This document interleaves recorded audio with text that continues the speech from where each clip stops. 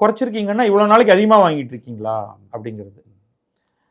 அது வந்து அது சொல்லிடலான்னு இருக்கேன். இப்போ வந்து நீங்க ஒரு கடையில என்ன சொல்றாங்கன்னா அதிரடி விலை குறைப்பு, 1000 ரூபாய் பெருமானம் உள்ள இது இன்று முதல் 900 ரூபாய்க்குன்னா அந்த கடைக்காரனை போய் சட்டையை பிடிச்சி, அடப்பாவி திருட்டு பயல, நேற்று வரைக்கும் 1000 ரூபாய் வாங்கிட்டு இருந்தியா நீ, திருடா உன்னை தூக்கி ஜெயில போடுறேன் அப்படிம்பாங்களா?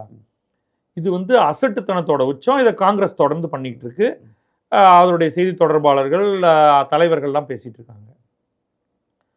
நம்ம வந்து ஒன்றை அறிமுகப்படுத்தும் பொழுது 2 விதமா நீங்க பண்ணலாம்.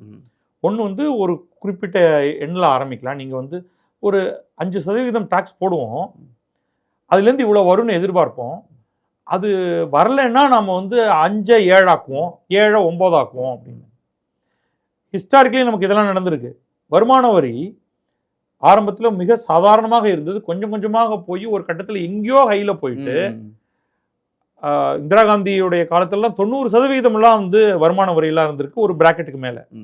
அந்த அபத்தங்கள் எல்லாம் குறைந்து இன்றைக்கு வந்து ரொம்ப மாடரேட்டா மேக்சிமம் பர்சன்டேஜ் 30% வந்து நிக்குது.